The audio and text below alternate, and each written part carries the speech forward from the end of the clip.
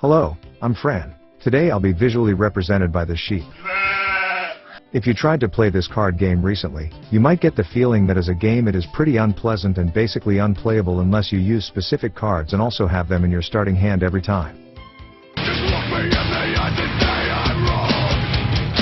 As much as is not entirely impossible to overcome the obstacles that make this game feel like a waste of time, the experience feels just like that. Because of the lack of elements that make a good duel, caused by using cards that prevent the other player from playing and having to answer with specific counters to them or not being able to play. Some new players that are introduced to modern Yu-Gi-Oh end up knowing only the part where one player dedicates to not allow the opponent to do anything, and this game is much more than just that. Actually, that's just one thing that you can do in this game, and the most boring and unnecessary part of it.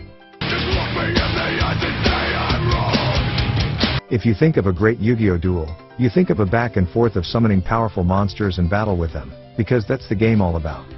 Also, let's not forget that the other player is still another person who wants to have a good time. It is possible to win or lose and still have a great time when both players are allowed to show and confront their monsters and what they can do with their strategies and combinations. That's when the game actually happens.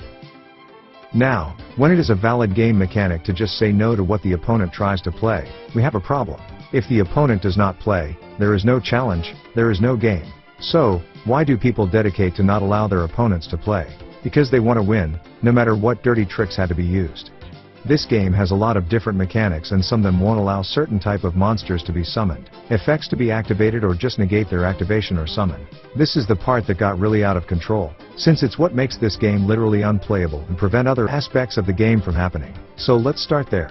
One way to fix this issue is to limit the negation of summons and activations to just once per turn, as it is with normal summons. Simple, right?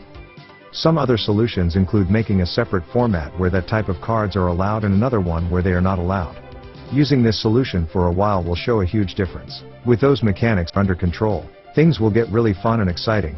Maybe other issues will appear, like talking about the excess of special summons and disruptions that occur during the main phase 1, but the game will be a lot more playable in general, even for new players. In following videos I'll be talking about improving the game with a better design of card effects. When it comes to that, you bet there is a lot to be said. Anyway, I really hope this was helpful for anyone who wants this game to be better as it should be, and hopefully we'll see Yu-Gi-Oh at its best in the future. Until next time, bye.